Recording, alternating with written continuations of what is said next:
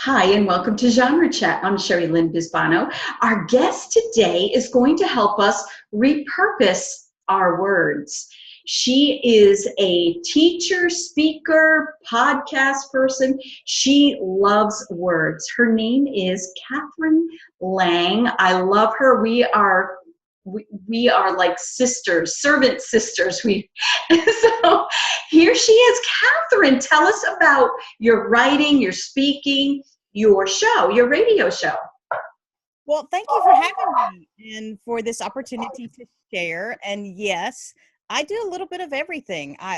My love of words does not just happen on paper, but it happens verbally, it happens in person, it happens on radio, and it even happens on live streaming, which is kind of the new thing to be doing. And what I have found is that instead of trying to do it all at a different way, I just take one and I repurpose it across the platforms. So I'm letting my words work for me. And when we do that, it creates not only more opportunities for us, but it allows us to find more time to do what it is that we're supposed to be doing. So I am a professional writer, have been for over a decade, and I actually got my start writing for forums. Do you remember forums? Yes. And I used to write comments and questions for these forums, for all different types of forums. But I started out just writing stuff that I truly knew something about, like gardening. And my husband told me that I had a degree and that I could take that degree and I could put it to work because I could write anything about anything. 15 words is all I had to do. And when I discovered that I literally could write 15 words about any topic, I started doing that. And I started writing about automobiles. And I'm one of those people who, when I see a car with a horse on it, it's just a car with a horse on it. I didn't realize there's like multiple dealers that had horsies. I just always called it the horsey car. And my son wants one of those horsey cars. My husband had a Mustang, and I thought that was it. I was like, I saw a horsey car today. Not horsey cars. But I could still write on a forum. And I had one of those that I was writing for email me and say, hey, could you take some of these comments and could you make them into blogs? And that was the beginning of my full-time writing career, but it was also the beginning of my understanding of how to repurpose what we're writing. So you started writing for forums and then it went to blogs. Correct. So I know you have some books. You want to talk about those? I mean, from a forum to 15 words to a blog, which is like 800 words, to a book, which is like thousands of words. Well, ironically, it was a repurposing effort. And I had been told that to build my platform online, I needed something to give away in order to get those emails. And it was recommended to me to take some of my blog posts that were about Proverbs, because I love the book of Proverbs, and to create an ebook of those posts. So I took those blog posts and I turned them into an ebook that I then gave away. And I had some of my readers say, I would love to give this to someone. Would you consider doing a print version? But the ebook version was so short, I hated to just flip it into a print version. Right. Took the ebook content, we filled it with some more information, and then we had Practical Proverbs, which was my first ever print book. Now you have 3 of those, don't you? I do. I have Practical Proverbs. But what we did was we had churches that were using it. So we went back and created a study guide. So we have Practical Proverbs, and then we have the study guide. And then it only made sense to me to put the 2 together. So we have the full Practical Proverbs with the study guide together. But we are working on a new, more Practical Proverbs, because I can't get enough of the book of Proverbs. I love Proverbs. So you went from an ebook to 1 book to 2 books to combining them. Yes. That's definitely repurposing. Yes. So I want to ask you, we know why you got into repurposing. How do you get from 15 words to a book? What's the process? I mean, some of us have a hard time. Some of us can write a book, but writing 15 words is hard. But you started on the hard end. I would say, as much as people hate Twitter, to me, Twitter has been an awesome practice in taking an idea and put it into a small amount of words. And really, that's what we need to be able to do that as authors anyway. If we can't tweet the premise of our books, then we're going to struggle to get the message across. That's that perfect elevator pitch. I don't like the new 280 characters. I want the 140 because it forces you to tighten up. I like that. I want you to have to do it just as tight as you can. And so what I do is I look at this one sentence, this 15 words, and I think, what are 5 points that I could talk about that are in this one idea?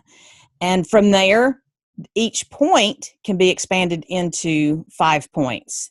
And that's actually how I do my podcast. Is I do a series of 5 days, 5 points, and each day has 5 points. And then at the end of that series, I have about 15,000 words that can be formed into an ebook.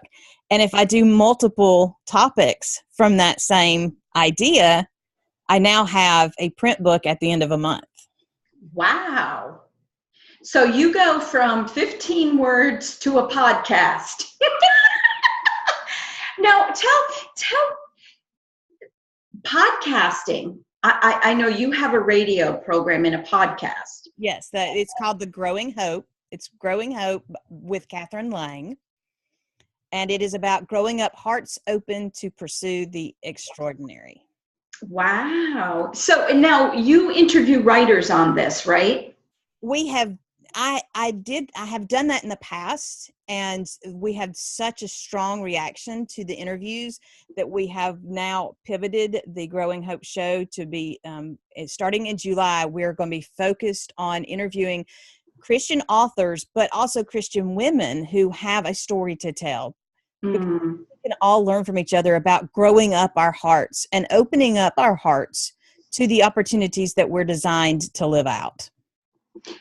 That is so wonderful. And I've listened to some of your shows and I really like them. You're just so personable. Thank you. So as a writer, if I want to do a podcast, and I just started writing, and I know podcasts are the way to go.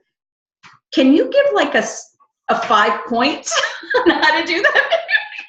Or you can give more than 5 points. Well, we make it more difficult than it has to be. Really, all podcasting is recording a conversation with someone like what we're doing now. Right. But if you're not interviewing someone, you're just talking to yourself. Mm. So put up a mirror and talk to yourself. And when you're talking to yourself, you're going to play off your facial expressions. You're going to laugh more when you're talking to yourself. You're just talking to the one person. A lot of people get caught up in trying to talk to everybody, and they do that in their writing as well. But yes. We're all supposed to be talking to one person and writing to one person. And when we do, it's like dropping a stone into a still pond. That one person is where we drop that stone, but then the pond ripples. And where we touched ripples out to the rest of the pond. But if we focus on that one point, and that's what podcasting, we're having a conversation with one person. It helps to practice. It's just like doing a presentation. If you read the presentation, people are going to feel it. But if you talk to somebody about your presentation, it has a different atmosphere about it. It's personal. It's more personal, and you feel invited into the conversation as a listener and not like a student. Right. And if you say you, that's the other thing. You put up that mirror and talk to yourself, but say you. Don't be all about I. And in some of my, this is where listening to too many experts at one time can hurt your head. And I started out writing to you and speaking to you, and then some experts came in and said, this is how you need to get better. And they said I was lecturing to people. So you need to use I more. So I shifted to I, and in doing an audit of my website recently, I noticed the change in my voice. And when I went from talking you to talking I lost my snarky rainbow. Yeah. Oh, Snarky Rainbow. What is that? Snarky Rainbow is my new, I guess you could call it my new brand, because it's not new in the sense that I've always been a Snarky Rainbow, but it's new in that I'm truly have embraced it. And even on my LinkedIn site, I have my Snarky Rainbows. And if you go to my LinkedIn site, you'll actually see a story that proves that I am truly not normal. And I've openly embraced the fact that I am not normal. But it is the idea that you can be encouraging and you can be snarky. It's not sarcasm with a bite. It's snarkiness with a heart. Mm. I like that. So explain a little bit. Some writers want to find their voice in their writing. And I know this might be a little bit off topic, but repurposing your words, you can continue to keep your voice when you repurpose your words. Absolutely. And what's interesting is that when you do find your voice and you truly embrace your voice, there are going to be people who tell you it's wrong. It's kind of like you can't. I recently heard somebody say you're different on Twitter than you are on Facebook than you are on LinkedIn. But if your voice is your voice, and you're not different. You're not different on Twitter or Facebook or LinkedIn. You are you. And when you embrace that, then it's easier to put comments on the different sites and be who you are supposed to be on those different sites. So when I do a live stream show, for instance, on Facebook Live, I'm recording it on my software. Then I take that recording and I go into my editing software and I drop in, quotes and things like that I might have quoted, or points that I made that I want to emphasize. And I put those in there, and then I put it up on YouTube, and I put it in LinkedIn. No matter what it is I'm talking about, I put it in LinkedIn because that's who I am. Mm-hmm. So now I've gotten the same message, and I've been able to put it out on 3 different locations. One was live, and the other 2 are recorded because I took the time to record what I was doing live, and I repurposed it. That's kind of what I do here. I do video, but we also do an audio for a podcast. And I'm very blessed to have someone who's taking the notes for me for the podcast, because it's a lot of work, but it's well worth it. So talk to the writers, talk to us about podcasting. How hard is it? I mean, because when we're repurposing our words, we're not just writing, we're talking too. Right. We can use them verbally as well. So talk about podcasting just a little bit more, like how can a writer podcast, and how, or if they have a book, can they podcast that? Talk a little bit about that. What I would do with my book, if it's a fiction book, I would talk about the different characters or the different attitudes or the different problems or different issues, and talk about those in your podcast, not just about fiction writing. If it's a nonfiction book, you have points in your book that could be each of your podcasts, so that you take the information from your book and you repurpose it into a conversation between you and me. If I want to share with you one of the points from Practical Proverbs, which is the importance of relationships, I don't have to take exactly word for word what is in Practical Proverbs. I can, because it's in a different medium and people hear differently than they read. Yes. But I can also talk around that point and share more of my heart, because we know that when we're editing, we have to cut things out that we would have, maybe there was a story I had to cut out that led me to that point, or maybe there's a new story that relates back to that point. And that's what your podcast is about. It's just taking the words that you have and talking to someone about them. It's like planting a seed in the garden, watching the flower grow, and then telling your friend about your flower. Oh, or your rainbow that you saw. Snarky Rainbow. Now, explain. Platform is key for any writer to grow, and get the word out there. I mean, we hate that word. Most of us hate platform marketing. We hate that. Explain how repurposing our words can grow our platform. I think you touched on that a little bit because you do it, but help us to understand how it will grow our platform in our marketing. What you want to think about is your platform is really just the foundation of where you're growing your brand. And as you understand your voice, you'll see that you have natural tendencies. I know people who are amazing speakers, but they don't like being on camera. Live stream's really not going to be their cup of tea. That's okay. It's okay for something to not be your cup of tea. I like to perform. I like to entertain. So live streaming, radio, podcasting, speaking to groups, I love it. It entertains me. And if you don't laugh, that makes me laugh even more. Yeah. So podcasting is great for me because I just laugh and laugh and laugh. And when you find what it is you like, then you take your words and you begin to stir them up and you pour them into different molds. It's the same batter, just in different molds.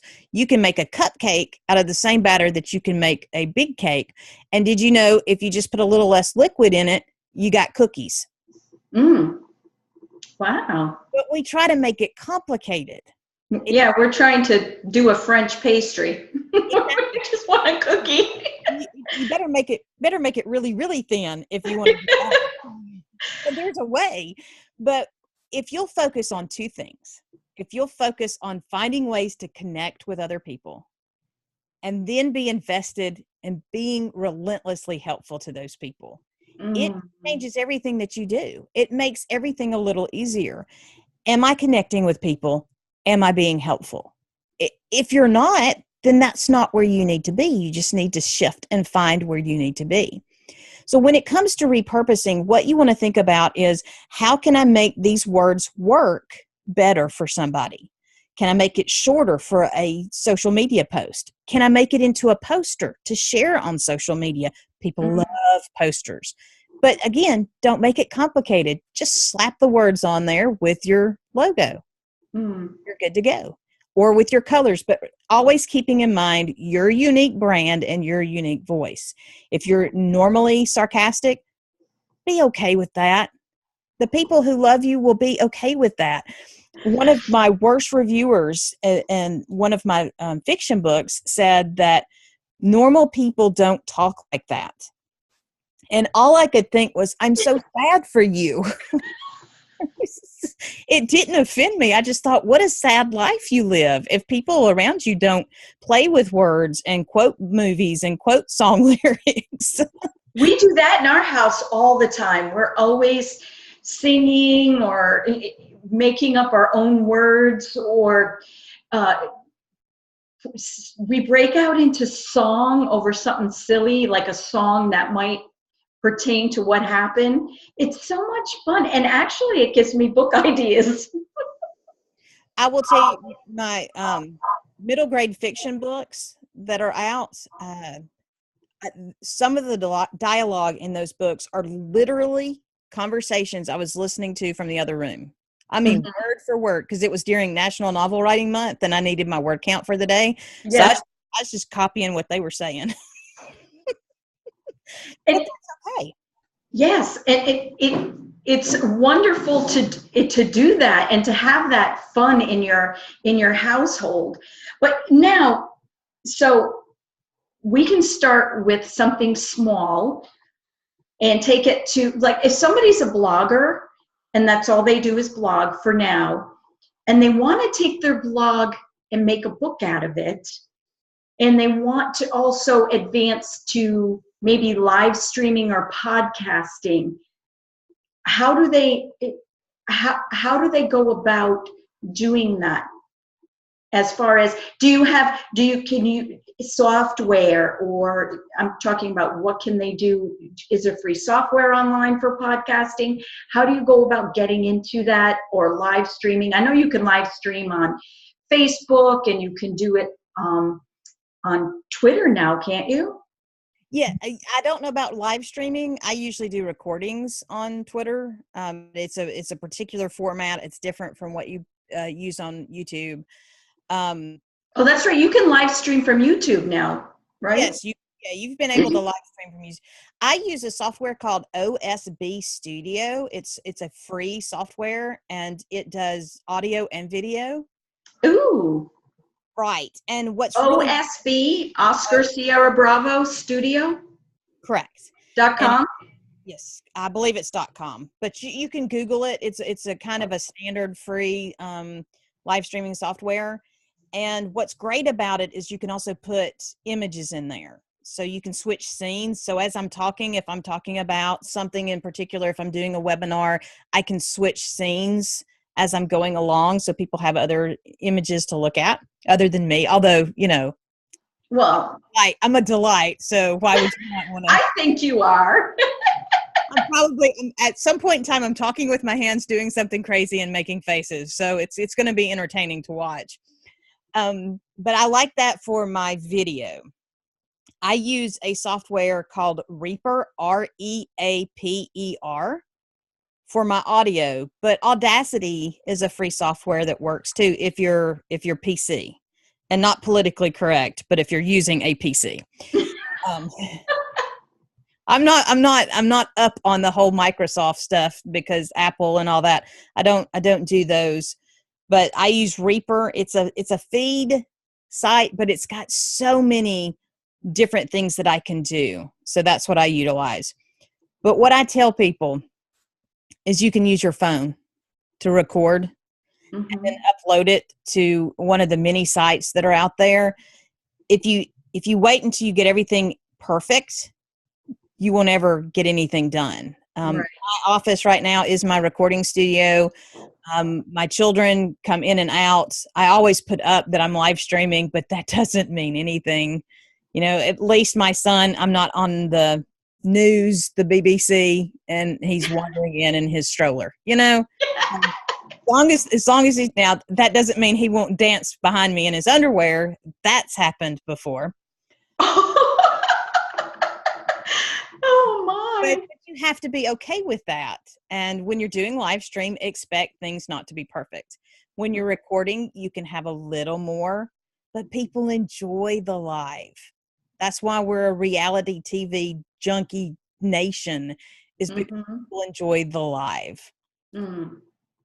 That sounds wonderful. So repurposing, let's just recap. Okay. Repurposing, and then I want you to talk about your work in progress. Okay. When it comes to repurposing, think about the different ways. I really like that cake analogy. I'm going to have to steal that and use it again. But you're not stealing it. You came up with it. Steal my own words. Repurpose them. Right. And repurpose these ideas. And when you come up with an idea, fly with it, write it down, make a meme out of it, or hopefully a meme, because my son explained to me a meme is one that goes viral. If it doesn't go viral, it's not a meme. Otherwise, it's just a poster. And I'm sorry, there is an insect crawling. It's a spider, but that's okay. He'll find a place. Spider-Man. He'll find a place to live. What you want to do is look at the elements of what you're writing. So do you have points in your blog posts that you can expand on and make into either additional blog posts or chapters for a book? If you want to take your blog post and turn them into a book, what you want to do is a search in your blogs for content that's related. So maybe you've got 20 blog posts on finding ways to be happy or be content in the storm or something along that note. When you find those related contents, you print them out and start laying them out. How could I make this into a book? Where can I expand on the idea? Remember that your ebooks don't have to be more than 15,000 words if you're just doing digital on your website. And you don't have to upload to Amazon in order to have an ebook. If you have a WordPress blog, you can use the plugin called Easy Digital Downloads. It's incredible, and it's great for just having content on your website. If you're going to take your book to a print version, you want more bulk to it, but that doesn't mean you have to add more blog posts. That just means you need to put in filler in between, introduce the chapter, maybe put a challenge in there, maybe tell a story about your own situation. So what you're doing when you're repurposing is you're finding the medium that you're working on, that platform, that avenue that you're going down, and you're making your product to fit that. So your podcast is going to be a conversation between two people. Your blog post is going to be bullet points and compact enough to fit into a quick read. Your ebook's going to be a little bit longer, and then your print book's going to be even longer than that. And don't forget your meme. Or poster. We're meme ready. We're meme ready. Thank you so much you've helped me out a lot on, my question was, should I podcast or live stream? And I'm thinking my book that I'm writing, I repurposed a speech, actually. I repurposed a teaching and made it into a book. Good. I didn't even know I repurposed. But I want you to talk about your work in progress. My current work in progress is called Harness Your Why. Mm. And a couple of years ago, I wrote a book called Place and Purpose. And it's the 4 questions you ask yourself to find your place in God's purpose. And it was written after reading a book that was very popular at the time about purpose and driven and life. And not to name names or anything. And my husband finished it and he said, "This is great. It really builds your relationship with Christ." He said, "But now what? What am I supposed to do now?" You know, it just kind of leaves me. It's kind of like it had a cliffhanger at the end. And so I wrote the end of the cliffhanger for my husband. And when we finished the Place and Purpose, what we found is that even when people discovered what it was they were supposed to do, and even when they made a plan, they were still struggling to harness that why, that uniqueness. And so that is what I'm working through, is harness your why. But it came from a podcast. See? So I had done the podcast, and I was working on the ebook, and I thought, no, this is the second part of Place and Purpose. And I didn't even realize, like you said, that's what was happening, is that I was expanding on this idea of pursuing your why. But that is what I'm currently working on. And I'm in the second or third rewrite of it right now. Do you self-publish all of your books? I call it indie publishing. And the reason I choose that term is because having been in writing and content writing, we have a lot of connections with editors and digital designers, and we work with them. And it is a family effort. My husband is an English major. My son is a grammar Nazi. And I love it. So between the two of them, they do really good with the first editing. And then I have newspaper editors, former newspaper editors, because so many of them went out, and they're incredibly fast at editing my work. So I work with them on the editing. So I call it independently publishing. But yeah, we come under the umbrella of our company and publish under that company name, but we do it ourselves. That's great. I like the covers of your books. Thank you. They're nice. So if somebody wants to contact you, Kathryn, how would they contact you? Well, they can visit me at snarkyrainbows.com, which is a lot easier to remember than kathrynlang.com, only because Kathryn is an interesting spelling. But they can also contact at kathrynlang.com is my email address. So they can go through my website and there's contact on there, or they can email me directly. So Snarky Rainbows with an S? Correct. .com. I just want to thank you so much. You've given me a lot to think about and some encouragement to just go for it. Yeah, absolutely. See, the answer is always no if you don't ask. Yes. Yes. Amen. So I've been to your website and I saw that you do tourism literature. And I want to have you back to talk about what tourism literature is. Can you just give us a brief explanation, and then because I want people to keep their eyes and ears out, because tourism literature might be the next big thing. I believe that tourism literature has a lot of possibilities because it promotes the location and allows the location to promote the book. So you're not just writing about a place, you're making the place an essential character of the book. That's phenomenal. Kathryn, thank you so much, and join us next week for another edition of Genre Chat.